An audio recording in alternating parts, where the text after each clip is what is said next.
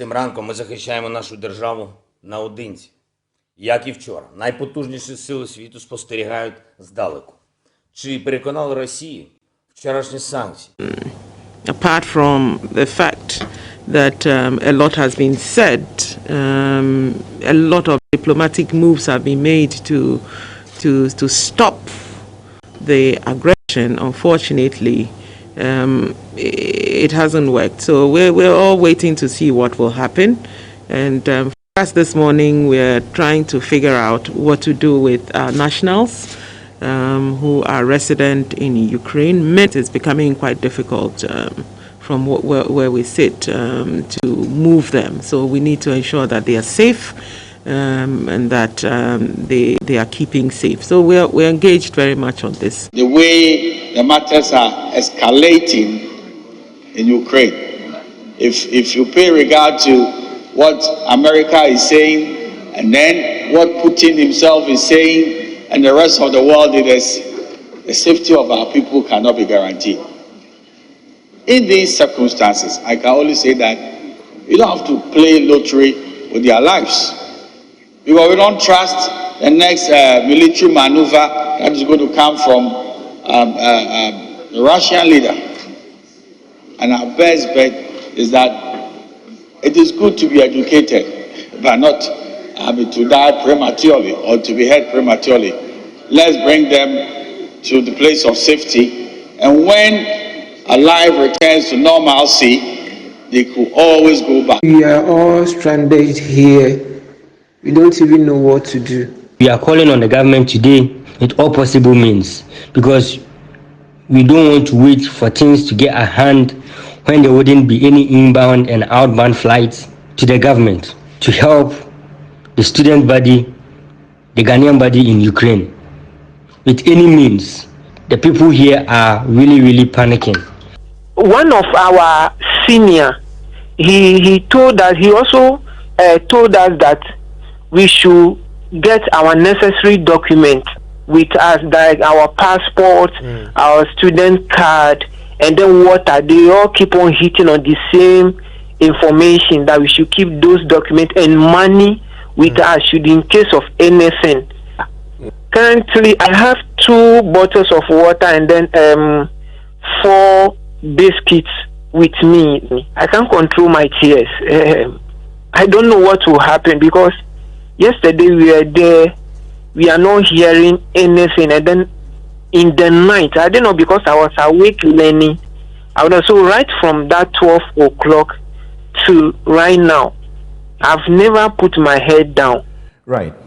So as we speak, the Russian military is advancing into town, and people are distraught. They don't know what to do. They've been sleeping rough. Train stations are packed with people, and it's such a terrible sight to behold that this small country is being bullied in the manner that Russia is doing. But is there justification for it? Whatever the justification, what we want to concentrate a lot more on will be what the repercussions are for struggling covered economies in our part of the world, including Ghana.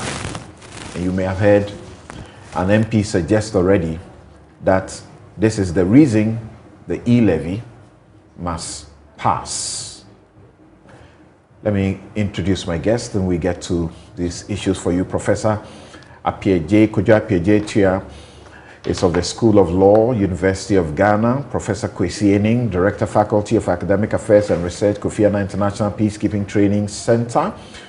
Gary Nima Kumafo is Member Legal and Constitutional Committee of the New Patriotic Party. Samuel Okudzeto-Ablakwa is the Honorable MP for North Tong and Ranking Member, Foreign Affairs Committee of Parliament. Dr. Theo Echampong is Political Risk Analyst and Economist. Gentlemen, thank you all so very much for joining us. And let me begin with you, Mr. Samuel Okudzeto-Ablakwa. I was surprised. Something strange really happened. It was strange to me. Yesterday on the morning show, they were speaking to student leaders who were trying to get their members, from harm's way, out of harm's way. And the question was put to one of the student leaders. Have they made contact with Ghanaian authorities? Are Ghanaian authorities in touch with them? And he answered the loud affirmative, yes. And they say, who have you been dealing with? He says, Samuel Okudzeto Ablakwa. Yeah, good morning, Samson. Good morning to the panel and to all our distinguished viewers and listeners across the globe.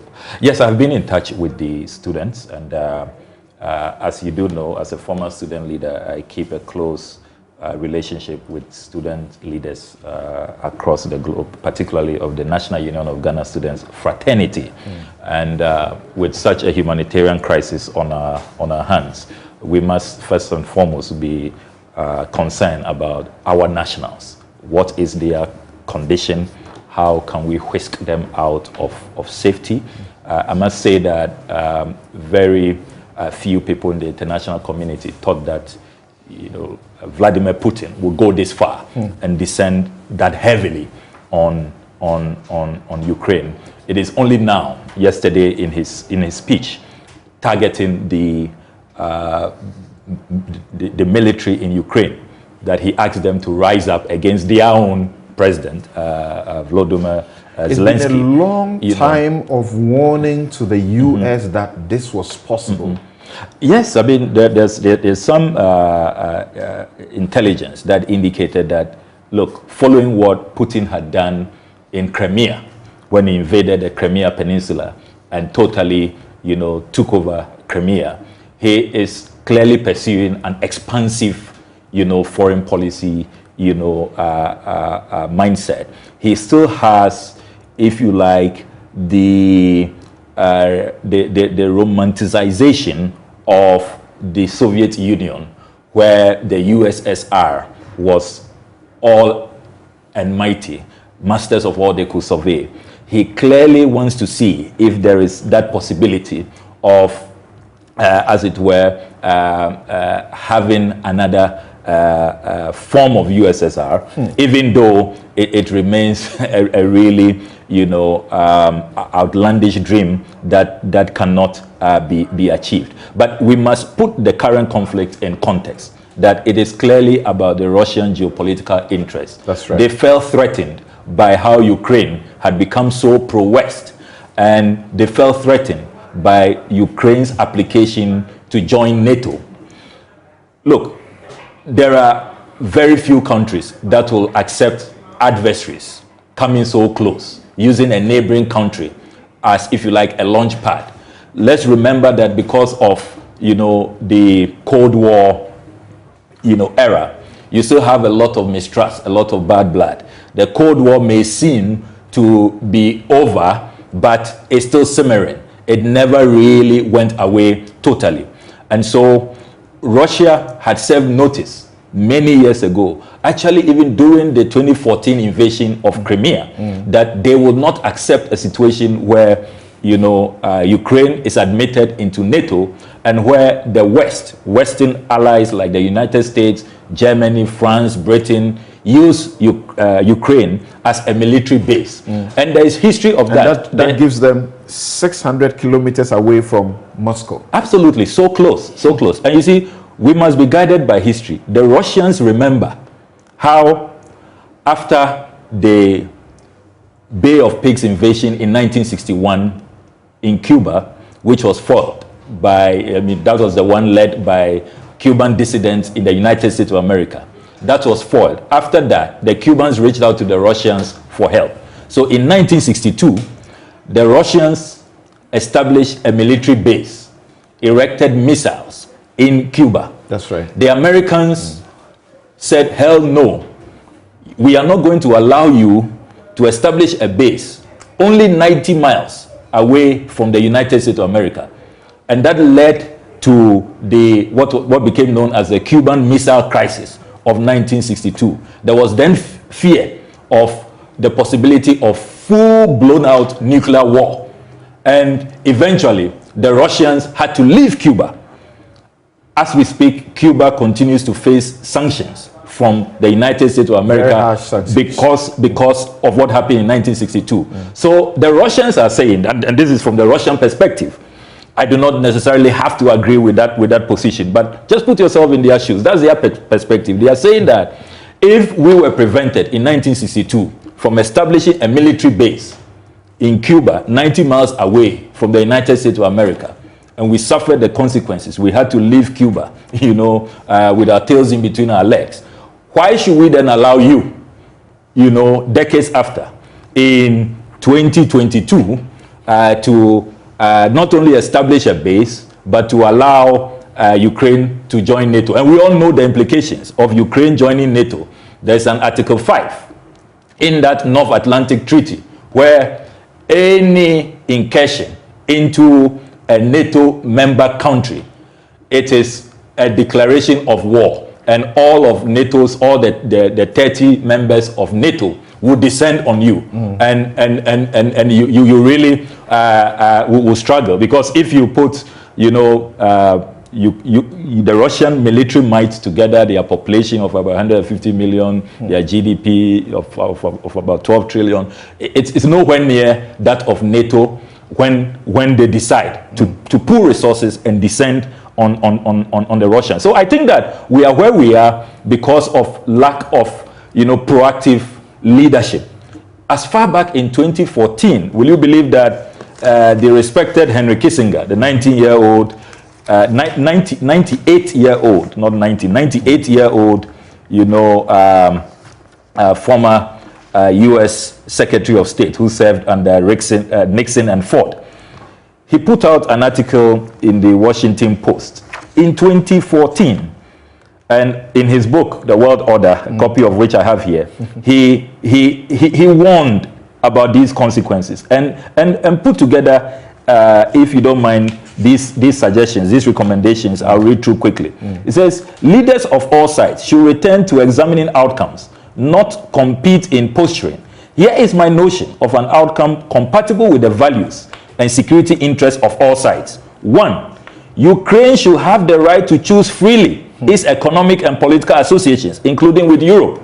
2, Ukraine should not join NATO, a position I took 7 years ago when it last came up. 3, Ukraine should be free to create any government compatible with the express will of its people. Wise Ukrainian leaders would then opt for a policy of reconciliation between the various parts of their country internationally. They should pursue a posture comparable to that of Finland. That nation leaves no doubt about its fierce independence and cooperates with the West in most fields, but carefully avoids institutional hostility toward Russia. 4, it is incompatible with the rules of the existing world order for Russia to annex Crimea, but it should be possible to put Crimea's relationship to Ukraine on a less fraught basis. To that end, Russia will recognize Ukraine's sovereignty over Crimea. Ukraine should reinforce Crimea's autonomy in elections held in the presence of international observers. The process will include removing any ambiguities about the status of the Black Sea Fleet at Sevastopol. These are principles, not prescriptions.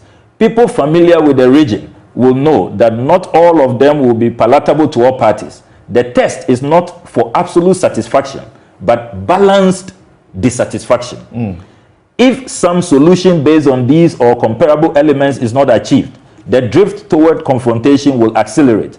The time for that will come soon enough. Unquote. So you see, Ukraine's foreign policy too has not helped its cause. I think that President Zelensky was a bit too naive. We will examine how Ghana as a state is helping to get its people, its nationals in Ukraine, out of danger. The Foreign Affairs Ministry issued a statement, and yesterday, somewhere in the evening, or that was in the night, and it says, among other things, that the ministry, through its missions in Bern, Switzerland, and the honorary consulate in Ukraine, are in touch with the Ghanaian students in Ukraine through their leaders.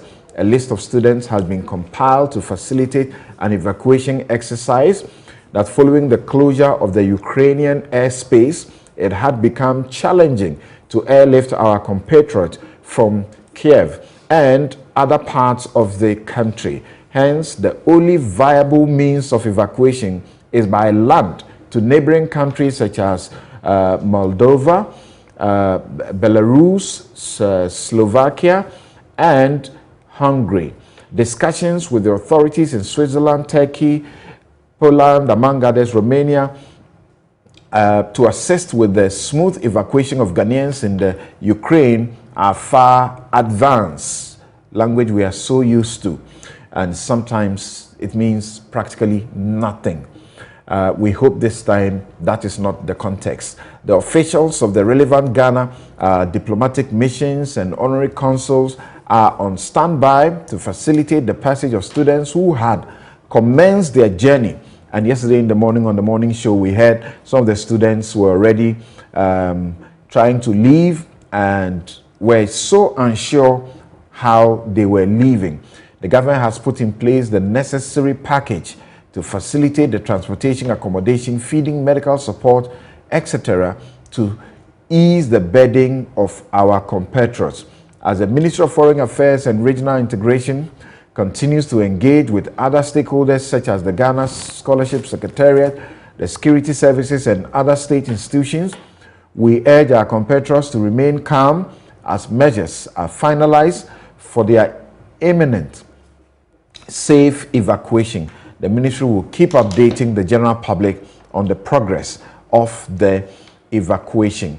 As I listened to some of the students yesterday, somebody who had just 2 bottles of water has started drinking 1 bottle and didn't know where to get the next when that was finished. Someone had some, biscuits, and it wasn't much.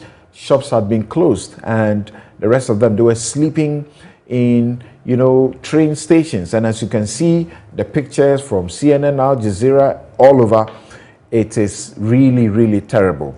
Let's go to our guest on Zoom. Let's begin with Professor Kojo Apieje Tuya of the University of Ghana Law School. What's your reading of what is happening, and what do you see to be the likely impact? Already we are seeing the impact on struggling economies like ours that need e-levy to survive. Thank you, Samuel. Sorry, Samson. Thanks for having me. And I'm sorry where I am. My video is not working very well, so that's okay, Prof. That's okay. Thank you. So, regarding the situation in the Ukraine, it constitutes serious violations of international law. I think the international relations people will also look at it from a different perspective, because international relations is about what really happens in international in international politics, geopolitics, and so on. But international law is looking at what ought to be, and if you are looking at it from that angle, you can see serious violations of international law from the perspective of from the angle where Russia has taken this course of action. And when there are violations of international law, certainly there are repercussions. So quickly, I want to go through some of these violations, and then I will come to the situation in Ghana. First of all, Russia is talking about the fact that it has recognized some 2 republics, and these 2 republics are being attacked by Ukraine. Recognition of states in international law is up to any state. It's a political act of recognizing a state and developing relationship with the state. But it comes to certain conditions, and these conditions are cemented usually by the recognition of the state by an international organization such as the UN. In this case, the UN has rejected Russia's attempt to recognize these states. And so the next issue is that it could border on aggression. And apart from that, there's also the issue of annexation of the territory, as well as issues about conquest in relation to the laws of war. And so looking at it from these angles, Russia cannot claim that it is saying that it wants to demilitarize Ukraine and is sending peacekeeping forces. All these elements of demilitarization and peacekeeping come in after a war has been fought and concluded, and the parties begin to sit down at the negotiating table. That's where you talk about demilitarization, you talk about demobilization, you talk about disarmament, reintegration, and so on. So on different fronts, Russia is violating international law. Now, the impact of it in terms of, especially in the African context, it can be direct and indirect. And most of it could be negative. For example, you're talking about the fact that Ukraine engages in what we call academic diplomacy. But there's a number of African students studying over there. So it is, the universities are promoting the good name of Ukraine, of course, also at the same time getting some money for the universities. But it's also, the Ukrainian government is also helping the universities to sell the name of Ukraine through education. And so it is creating problems for African students studying there. According to the figures, there are about 1,000 or so Ghanaian students alone. There are a number of Nigerian, Ethiopian, Egyptian, and other students studying there. And so that is going to affect the academic calendar. It's going to affect students' ability to complete their programs. And so that is one area we need to look at. Already, you know that most of them actually go and study medicine. We know how the medical school situation is in Ghana. And so it's going to compound that problem. Ukraine is also a major producer of wheat. Ukraine and Russia, I understand, provides about 50%, 30% of the whole production of wheat in the world.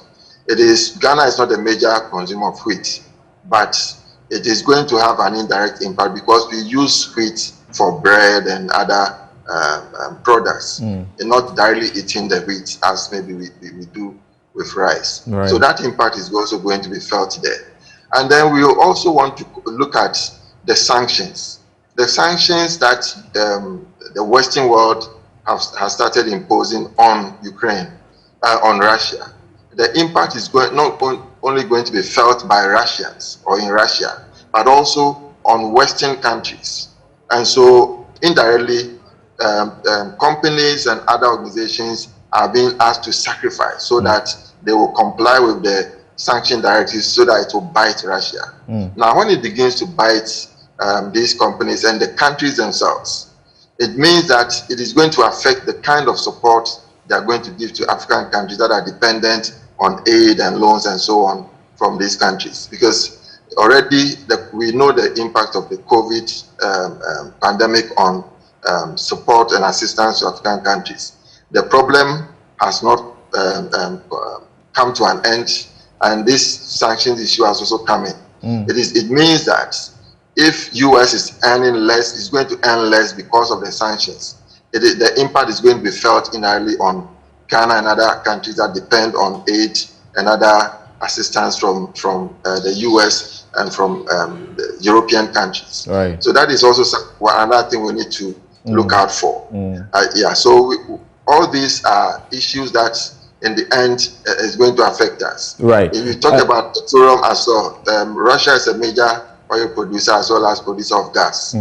And so that is also going to affect the cost of gas and or petroleum on the international market. Now around Brent crude is selling for over $100 and it's at its high for the past 7 or 8 years. Right. The positive that I can see, just one I can see is where if Russia is not allowed to produce so much because of the sanctions, it would allow for African countries that produce oil and gas to step up and to be able to earn more from that. And also when the oil prices go up, the oil producers in Africa will also benefit from the windfall. And I understand we could earn, Ghana, for example, could earn over $3 billion if this situation continues. An interesting last note there, how much faith you have in the African to be able to step up to the game in respect of this, particularly where there's a lot of money. Too bad we don't have so much to show for that. But Professor Enin, I'm coming to you shortly so that we look at the question of whether this crisis has actually started yet, because it does appear that this is going to be a third world war. But Dr. Theo Echampon, we already are hearing Ukraine is asking that the sanctions that are being issued are not biting enough. They are asking for an embargo on Russian oil and the rest of them. Can you educate us a bit more about what the consequences will be? Yeah, good morning. Pleasure to be here. Yeah, it's interesting times that we live in, and I am particularly worried because I see a difficult few months ahead for countries like Ghana. Going back to the question you asked, sanctions historically, I have not seen them to generally have worked or be as effective in trying to prevent certain state actors from engaging in what they do. And those who are better informed on international relations can, attest to this. And in the context of the Russia-Ukraine issue, the sanctions that have been announced so far, if you actually look at the narrative and the rhetoric, it looks as though it's actually not or hasn't had the desired effect. But importantly, you can actually see since yesterday the announcement that they're going to personally freeze some of Putin's assets, and then the foreign minister, Sergei Lavrov's assets as well.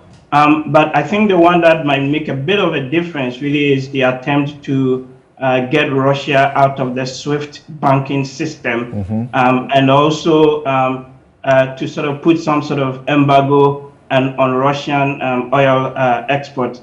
Those ones perhaps may have a bit of a bite, but it actually goes both ways, because as much as they want to, for example, take Russia out of SWIFT, we know that the Europeans are also entirely dependent to an extent on Russian gas imports to meet their energy security needs. So you can actually see initially when the attempt was being made to get Russia out of the SWIFT system, the Europeans and a number of the countries, including the likes of Germany, were very hesitant in trying to, get Russia out of that. So everybody would suffer one way or the other. And in the context of economies like Ghana, I am particularly even more worried, just because we have a weak global recovery. We have the issues of, global supply chain crunch, which is manifesting in increasing inflation, and we have relatively low productivity as well. And when you combine all of that, given the context of the conflict, then you can easily see why if oil prices go up, I've seen some forecasts around $130 a barrel thereabout, it would have a big direct impact on the Ghanaian economy, with inflation going up and people paying more at the pump. If you look at the latest Ghana Statistical Service, numbers for their inflation bulletin, you look at it and there's food and non-food inflation. And if you actually look at the non-food inflation, the two biggest year-on-year increments has actually come from transport, which is about 17% up year-on-year, and then housing, water, electricity, gas, another almost 29% year-on-year. And these are predominantly to do with, energy prices and oil and gas prices. So that's one thing that we would have to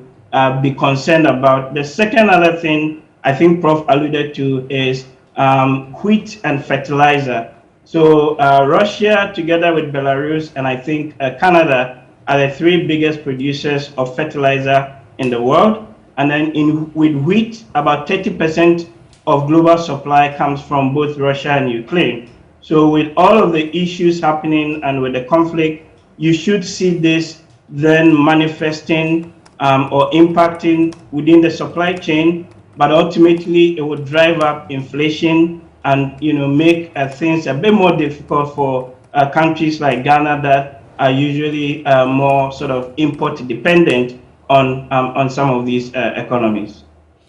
Interesting. And I'm going to proceed in with that question, whether we are just starting or if we are anywhere close to looking to the end of this. No, Samson, this is just the beginning, or probably these are the Prof, hold on just a minute for me. Let's hear what UK has been saying. Today, the UK is sanctioning the following 5 Russian banks: Rossiya, IS Bank, General Bank, Promziaz Bank, and the Black Sea Bank. And we are sanctioning 3 very high net worth individuals, Gennady Timchenko, Boris Rottenberg, and Igor Rottenberg. Any assets they hold in the UK will be frozen. The individuals concerned will be banned from travelling here. And we will prohibit all UK individuals and entities from having any dealings with them. This is the first tranche, the first barrage of what we are prepared to do. And we hold further sanctions at readiness to be deployed alongside the United States and the European Union if the situation escalates still further. The House and Right, so the US has announced similar sanctions against banking, and like Dr. Theo Champon said, the Ukrainians and many other people believe that it is the swift aspect of it that will make it bite. The world is together somewhat, of course, somewhat, because we know is it China, India, and a couple of places don't want to be associated somewhat. They want to stand, neutral, so to speak. Let's hear Joe Biden too quickly. Putin is the aggressor. Putin chose this war, and now he and his country will bear the consequences. Today, I'm authorizing additional strong sanctions and new limitations on what can be exported to Russia. This is going to impose severe cost on the Russian economy, both immediately and over time. We have purposely designed these sanctions to maximize the long-term impact on Russia and to minimize the impact on the United States and our allies. We've cut off Russia's largest bank, a bank that holds more than 1/3 of Russia's banking assets by itself, cut it off from the U.S. financial system. And today, we're also blocking 4 more major banks. That means every asset they have in America will be frozen. Between our actions and those of our allies and partners, we estimate that we'll cut off more than half of Russia's high-tech imports. It'll strike a blow to their ability to continue to modernize their military. It'll degrade their aerospace industry, including their space program. It'll hurt their ability to build ships, reducing their ability to compete economically. And it will be a major hit to Putin's long-term strategic ambitions. And we're prepared. Prof, Russian military is advancing into Kiev, streets of Kiev, even in the midst of these sanctions. No, Samson, you asked the question as to whether this has started. I think we are looking at the initial skirmishes and the grandstanding, using language to create a particular type of impression for those who have access to those news outlets. But I want to do what my fellow panelists have done, particularly Honorable Okujeto Ablakwa, and go back to history. But let me respond first to the UK's rhetoric about sanctions. I mean, Boris Johnson is a diminished prime minister. He's opened up his country to Russian billionaires of very dubious heritage. Sitting on his top economic advisory group is the wife of the former deputy finance minister of Mr. Putin. So the UK's rhetoric about sanctions, 5 big banks, 3 individuals, hardly scratches the surface of what they ought to be doing and can do. But I'm particularly enamored with Biden's language and his choice of words, of people being the aggressors. But I think I would like to follow Honorable Okujeto Ablakwa's argumentation and use a little bit of history. In the aftermath of the Cold War, there was a perception in the West that the logic of realism that is state interest necessarily being what drives relationships, that logic had diminished. And therefore, we saw particular actions from the West. In 1999, the first steps towards NATO enlargement that encompassed Hungary, Poland, and the Czech Republic. We saw a second phase in 2009. Bulgaria, Estonia, Latvia, Lithuania, Slovakia, and 2 other countries. Now, in all these efforts at expansion, Russia had indicated a certain concern, and then taking into consideration the history of imperial expansions, Russia had made its voice clear. But we also saw the EU expanding in 2008 and NATO furthermore in 2008. Even a pro-Western president like Boris Yeltsin, or at least a Russian president who was not as aggressive as Putin, expressed deep reservations, particularly when NATO in 2008 in Bucharest specifically placed on the agenda the admission of Georgia and Ukraine. So, not taking anything at all from my brother Pedro Apeje Etuya about international law, law also works and it's effective when it recognizes the needs and the desires or the legitimate needs of some states. Now, this has not just happened. And when I say this is just the beginning, is because it took almost about 3 weeks of grandstanding, the movement of troops, the hula balooing. Putin has tested the mettle of Western leaders and have found them to be weak. And therefore, he's doing what I agree with Pedro. I mean, this is an illegality, okay? But in the aftermath of the disastrous withdrawal from Afghanistan, Putin saw his chance. That the gamut of Western leaders that we have now will not back their words with action. And we've seen it in Ukraine. That even when they talk sanctions, it is selected sanctions that does not hurt their own national interests.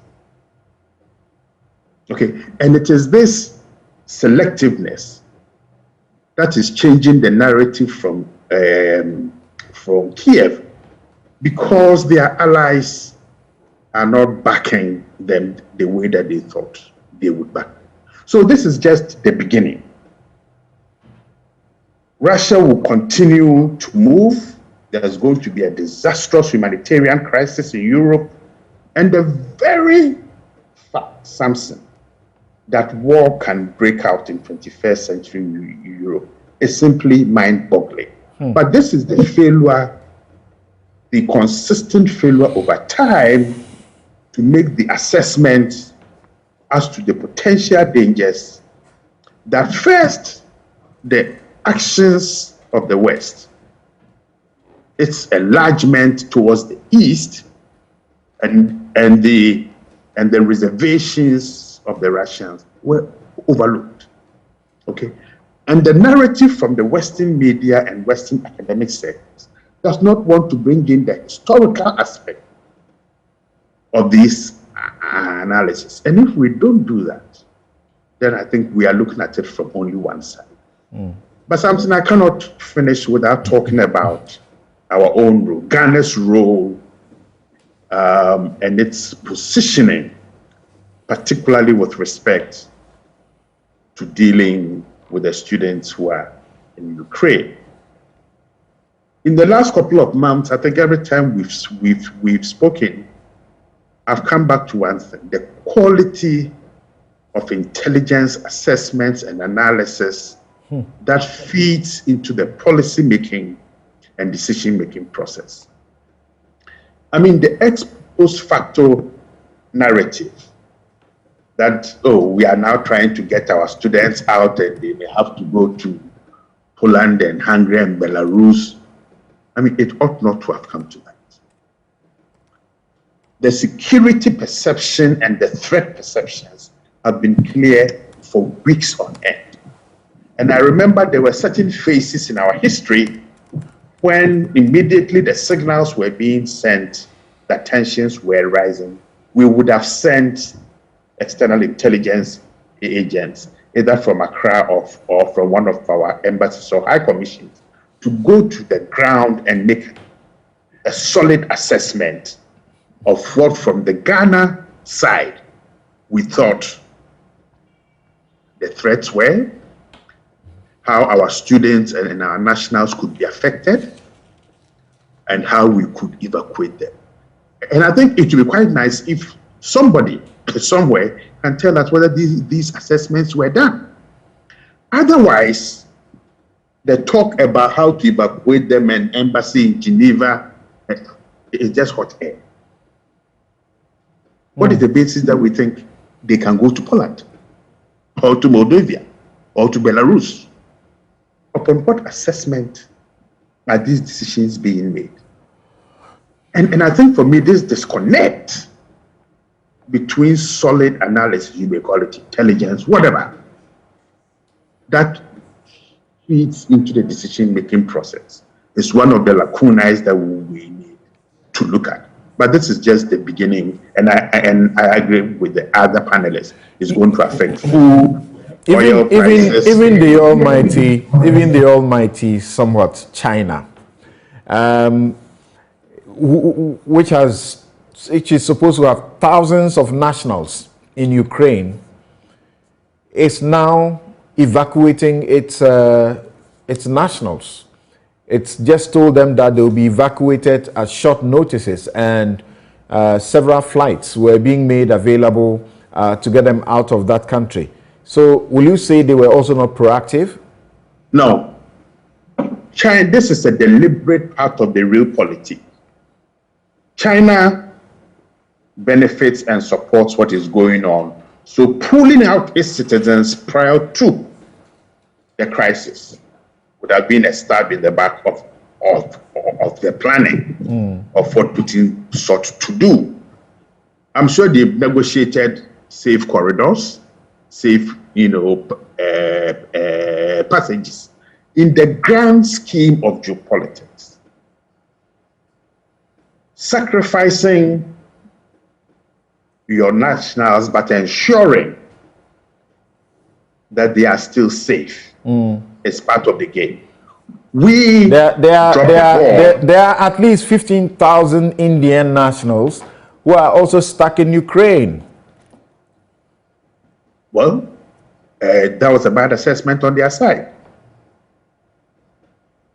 Something for those of us who are even far from Ukraine, and I think no one on your panel today will deny that the amassing of troops and weaponry and materiel pointed to something very definite.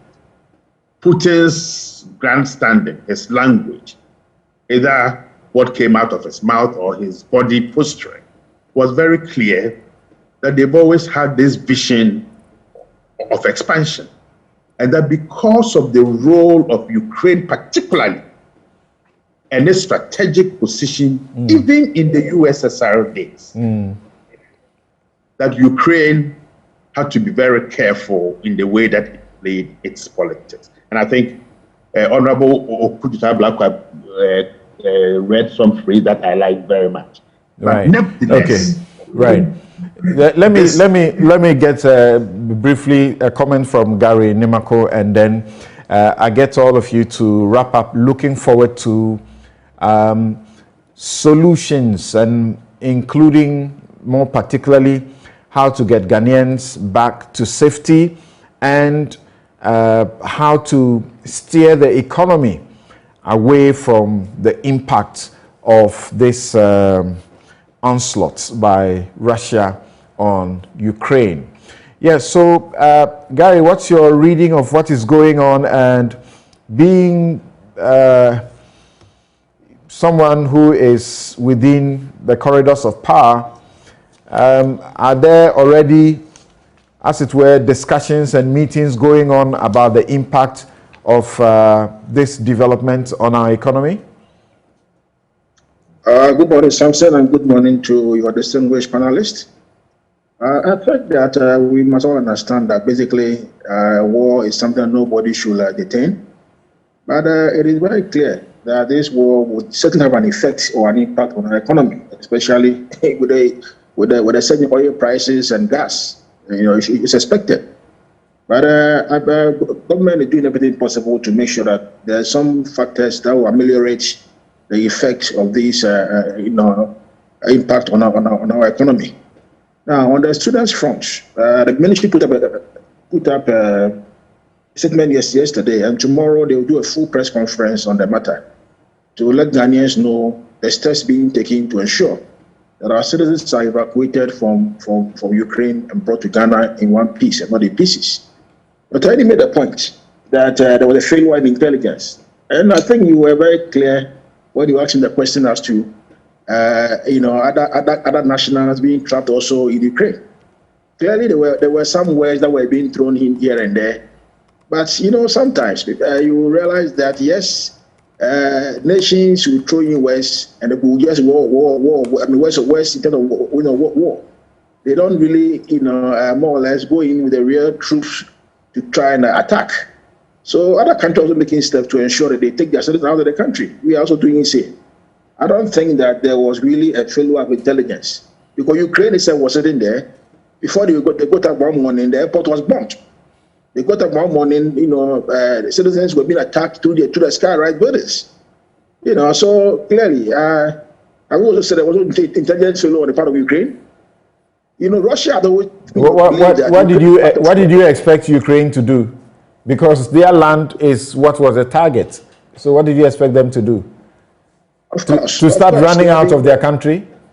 I mean, they should have been defending themselves from the Russian aggression. They are doing so. They are doing so. You are aware of that, are you not? Something you agree with me that the size of Russian military might, even though there are a lot of warheads in Ukraine, clearly the numbers cannot match it. They cannot match it. And I was thinking earlier on that NATO will just step in, but clearly looking at the posture of NATO, it is not clear that they want to come in militarily. And now they are started with these sanctions. With these sanctions, I'm not too certain can really bite. I'm not certain can it really bite. And they are doing so carefully, looking at their own national interest as well. So I think it's a war which has just started. Let's pray and hope that it doesn't escalate. We can get our citizens into this country so that at least for some reason, whatever is going on, this thing can come and abate one way or the other. Interesting. Okay, so gentlemen, let's now look at how we deal with Ghanaians, not only students, Ghanaians, Ghanaian nationals who are there, and how we deal with the potential impact. It's already affecting the world, and I've heard some people in government already begin to sound to citizens that we should get ready because we're going to pay more for fuel and other things. Yes. Yes, so I'll come to the evacuation bit after these preliminary comments. First of all, it is important to emphasize that the current sanctions regime would not work. And there's a certain lack of sincerity about the sanctions that are being imposed by the West. I very much agree with Professor Enin and Dr. Tue Champong that these sanctions barely scratch the surface. The only sanction that will hit Russia at its nerve center is sanctions on oil and gas. So far, all the sanctions have conveniently, because Europe depends on Russia for about a quarter of its oil needs, about 2/3 of its gas needs. So they leave out oil and gas. Meanwhile, That is what will get Putin to begin to pull the brakes. Because if we underestimate what is going on, clearly when you listen to Putin, this is just the beginning. He wants regime change. He doesn't want to see Zelensky in charge of Ukraine. So stop these. I mean, yesterday's sanctions was a joke that you are going to freeze assets of Sergei Lavrov, the foreign minister, and Putin in Western nations. Where are they traveling to? The people are at war, commanding their troops, and you say that they will care about traveling. You're imposing visa bans, and you are freezing their assets. Big joke. Look, the United States of America has the world's biggest petroleum strategic reserves, over 700 million barrels, if it is really committed to its allies. When you impose sanctions on Russian oil and gas, release some of your strategic reserves. The pipelines have been well, constructed from Louisiana, Texas, all the way to Europe. It's not difficult to achieve if you are really committed to ensure that your allies, Europe, doesn't really bear the brunt. In any case, if Europe and the United States of America feel the heat a bit, isn't it better that we all agree that we suffer some inconvenience now to save lives and to protect the territorial integrity of Ukraine? So I am totally disappointed at these, insincere, sanctions that are being outlined. Then number two, Samson, in this discussion, we need to put the United Nations at the center of blame. We have been talking about UN reforms for decades. Ghana and other countries. How does the United Nations feel when the whole world saw the UN Security Council meeting yesterday? Ironically, Russia has taken its position as chairman of the UN Security Council now. They are chairing the UN Security Council. Their permanent rep vetoed the decision that 16 member countries, including Ghana, has made. The majority of countries at the UN Security Council. But because of the P5, because of the veto of these permanent 5 nations. So you have a 193 member United Nations body and only 5. What the 188 think doesn't matter when only 1.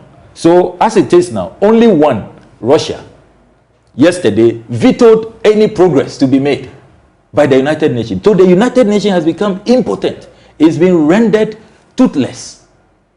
We cannot have a situation where we refuse to reform the United Nations and only 5 member countries take us to ransom. You see how now it's affecting the West and they are complaining about this veto regime. It's the same way in other instances. When it has suited them, you see, either the US or France, take positions against the larger interests of the international community. It is time to democratize the United Nations. Then you see something.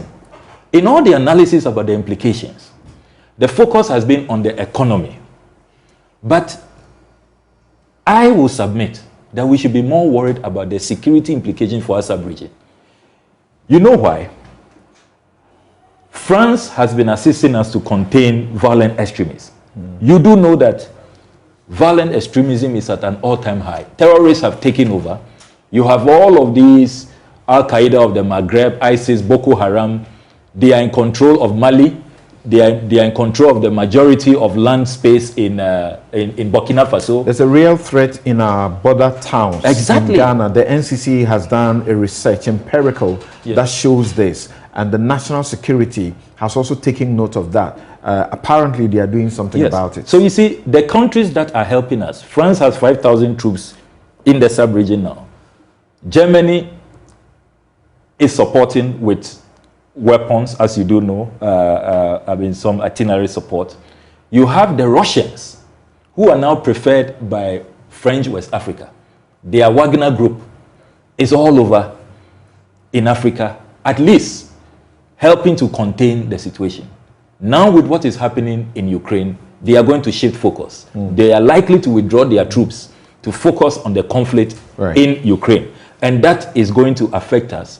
The terrorists are going to have a field day in the sub-region. So I am deeply worried about our that. evacuation, efforts. What Now do you the say? evacuation because effort, you are the ranking on foreign affairs. Yes, earlier in the week, I disagreed with government when the initial position was that our students should just seek shelter and go into hiding.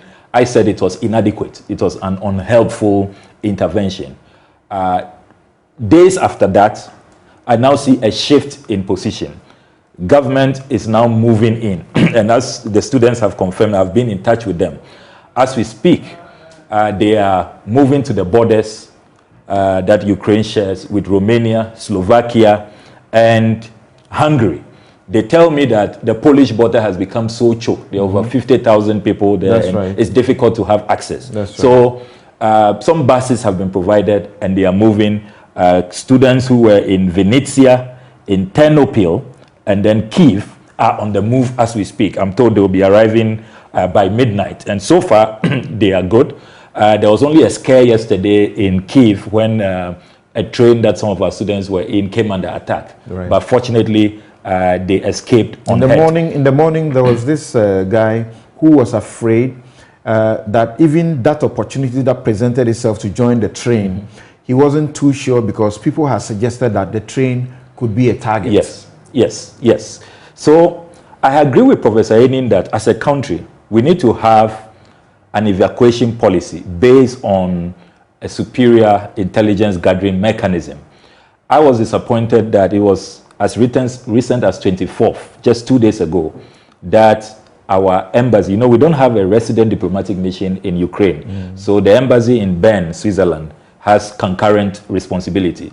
It was only 2 days ago that they asked for the list. But these students had organized themselves as far back as 24th January, had written to the embassy, giving them names. They have 959 registered members, and they, on their own, they had some disaster, management system, where to gather and how to leave. They had their phone numbers, addresses, and all of that. The embassy did not respond to their letter, 24th January. They didn't respond to the second letter on the 18th of February.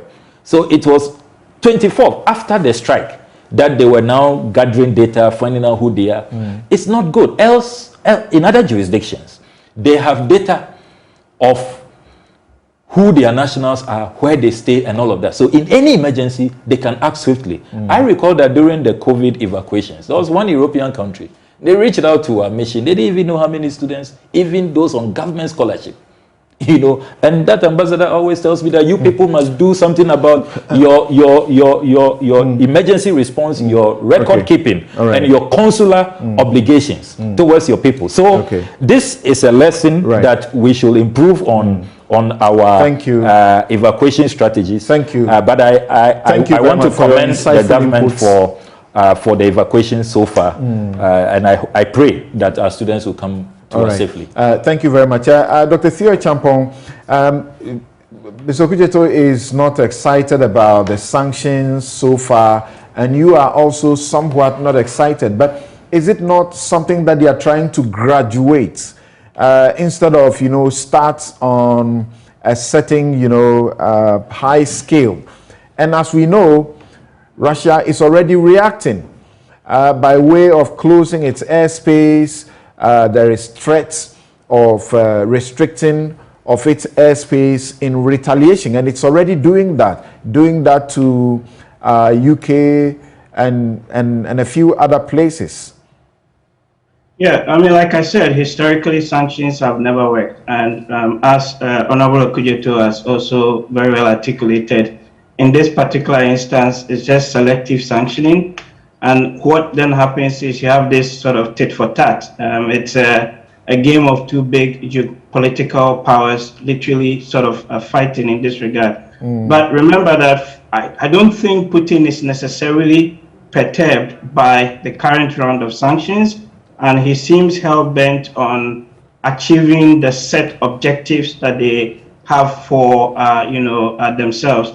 The historical antecedent, again, has been very well explained by Honorable Okujeto and Professor Enin, so I wouldn't go into that. But what is quite clear in all of this is that the sanctions are selective. Number two, they would not work. If you want it to work, you have to go for the jugular. And then number three also is the fact that in all of this, Ukraine is being left to its own fate, right? So all the talk about, NATO will come in to help and all of that, when push came to shove, and the president of Ukraine yesterday on TV said it quite clearly, it looks like they have been literally abandoned to fight a much more superior aggressor in this case. So for me, it's just a manifestation of the failure of the whole international diplomatic system, where some countries are far more superior than others.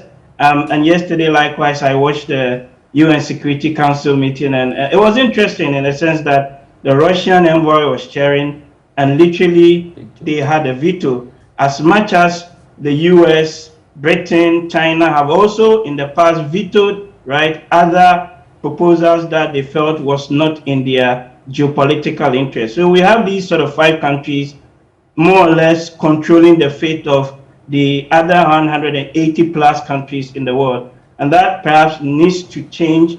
And I fully support the call by Honorable Akujeto Ablaka. In fact, it was one of the points I was going to make for a reform of the whole global international diplomatic order and even, the security architecture as well. For our Ghanaian students, I think what is clear is we need to negotiate some safe passage and security corridors for them. I don't know too much of the preparations in that regard, so perhaps I'll just limit my comment at this point. Thank you very much. Let's go to Professor Kojo Appiah-Etua. How do we get out of this, really? Well, it's, I don't know if we can really get out of this easily, because, when the Gorbachev caused the collapse of the Soviet Union, he wasn't forgiven. In fact, I happened to be around that time in Russia not long after that, and the old people were unforgiving, and the younger folks were happy about it. And if you go to the universities, they were happy to meet American lecturers and so on teaching there and wanting to go to the US. And so I think if you probably do a poll today, the older folks who may still be alive would want to say that at least now Russia is flexing its muscles, and the humiliation is suffered when the Soviet Union collapsed. They are gaining or regaining that kind of glory and honor that they think they also deserve. And so if the West doesn't really go beyond the sanctions regime to really ensure that Putin does not succeed in Ukraine, it is going to recreate the Soviet Union empire. They started with what they call the Commonwealth of Independent States. It didn't really work. But gradually, they went into Georgia and created 2 independent states. They came into Ukraine and created 2 independent states. And Crimea was also annexed and so on. So it is not going to end there. Now, somebody was making this argument that NATO can go beyond where it is now, because NATO is saying that we are only bringing troops into NATO countries. We cannot go into Ukraine. And that is a stab in the back, because it is as a result of Ukraine's interest in joining NATO that has led to where it is today. So NATO should, for example, create a no-fly zone, create a safe corridor for arms to go into Russia and so on. But I don't know if that may even solve the problem. But at least that is what NATO can do for it to be seen as really being serious, apart from all the rhetoric that is going on. So we are in for a situation where there are going to be some reversals. We thought that in the 21st century, humanity has moved to a level where war is no more the means to assert oneself in global politics. But that is what is coming. And so if we combine that with cyber attacks and so on, we are not in a good place. And it is important for global leaders to sit up and look at the new world order that China is already trying to create, and Russia is also coming into the picture now. So we need to really play our game well. UN should be reformed, as has been suggested. And it's a key way to resolving some of these challenges. Thank you. Thank you very much. Let me get to Professor Kwesi Ening now. Now, Professor Kwesi Ening, from the way the tit for tat... Something? Yes. Something? Yes, hold on. Professor Kwesi Ening, from the way the tit for tat sort of bans are happening,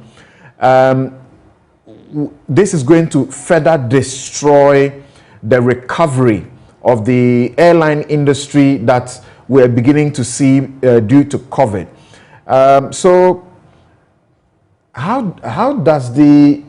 do the world leaders navigate this? You have had opportunity to advise the UN beyond ECOWAS and AU, the UN, on how to, use compromise. In this day and age, we thought that we're done with such manner of war. The problem is that the international system itself is not consistent with the application of its principles and the underpinning norms. So Western governments are now screaming and shouting that Russia has vetoed, the discussions yesterday. But we all do remember that prior to the invasion of Iraq, that the dignified Colin Powell came into the council chamber and basically lied through his teeth. That there were mobile nuclear reactors and blah, blah, blah, blah, blah. That America and the UK actually intervened without UN backing. There was no mandate. Okay, so the first thing is about ensuring that the principles underpinning the way that the international system works, that those principles are applied consistently and fairly over time. And in this particular case, history seems to be on the side of the Russians, unfortunately so. And this ties in to what I term as Geopolitics 101. No major country will allow another power on its doorstep. I mean, were China to become so powerful that it extended its reach to Mexico and Canada, I mean, we can imagine what the US is going to. But in all this, when elephants fight, we are going to suffer. So we are going to see the coastal drive of extremist groups becoming more robust. We're already beginning to see it in northern Cote d'Ivoire, in northern Benin.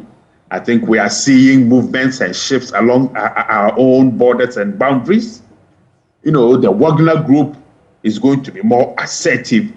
Look, all jokes aside, there is a resurgent Russia. Mr. Putin, irrespective of the demonstrations around the country against war, Russians feel that the disgrace and the sense of failure resulting from the collapse of the USSR is being corrected. So we are going to see considerably more violence, more instability in our part of the world. Finally, thank you. Yeah, the sanctions just won't work because there's a lot of hypocrisy around.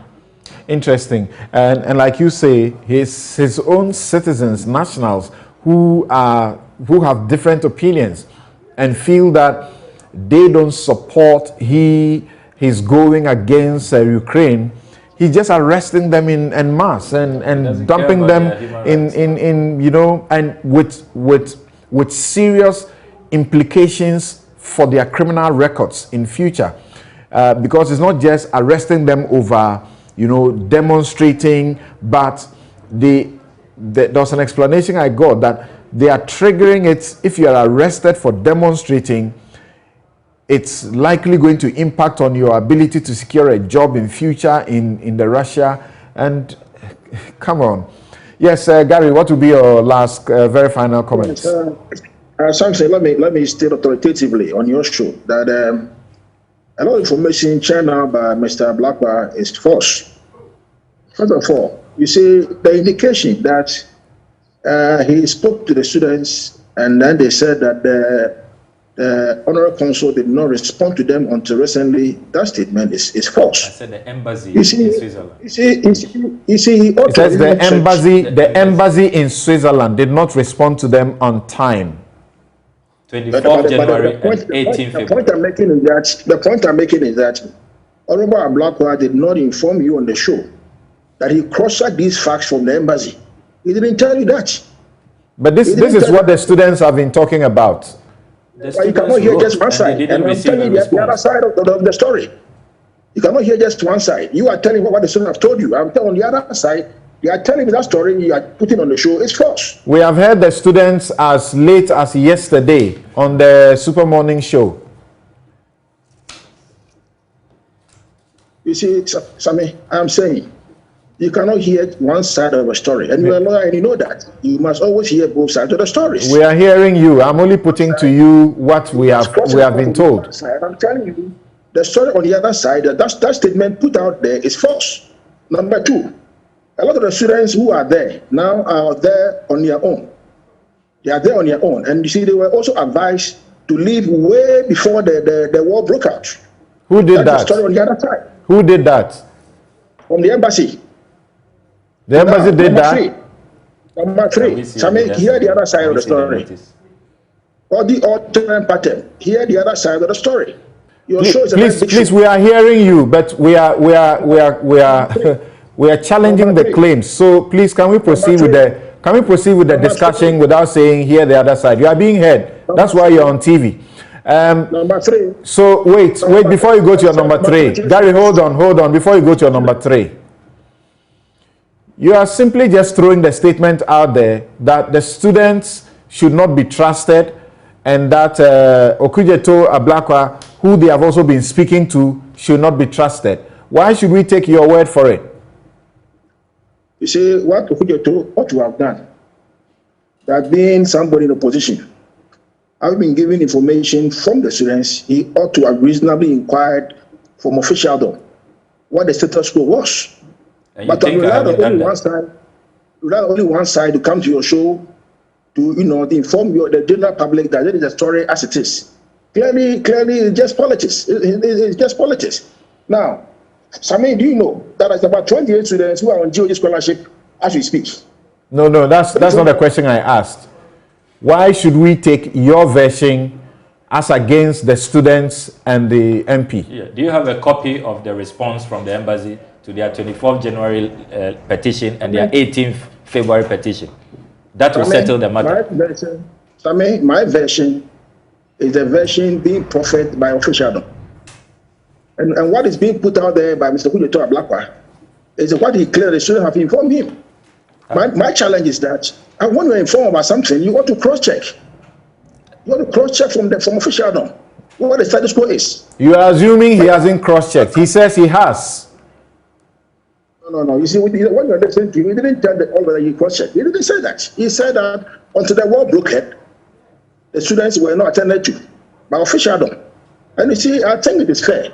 So it is fair that when you hear a story from one side, we ought to hear from the other side. So you have both sides of the coin, and you can now put it out there and say, well, this is the situation as I've cross-checked. Well, tomorrow, the Minister of Foreign Affairs will give an official press conference to address all these matters. So I will leave it here. I see. So if officialdom had been responding to them, what accounts to why they are where they are now? That's why I'm saying a lot of the students already left on their own. A lot left. When they were informed to leave, a lot of them left. You see, a few of them, 28 of them are there on government scholarships. A lot of them, they've left. They are there on their own. No, you are Ghanaian is the question. It's not whether you are on you are on a scholarship or you are not. Once you're a Ghanaian, you are Ghanaian. And in such a situation, your country must come for you. Yeah, that is why the government of the day is taking proactive steps to ensure that all of them are evacuated from neighboring countries. Because now there's a question of the airspace. So if you are not careful when you go and fly a plane in the airspace, you'll be targeted for maybe an enemy, flight. If you are not careful, so they will all be evacuated from the country very soon. I see. It's rather a difficult thing because I've seen the students and their communications.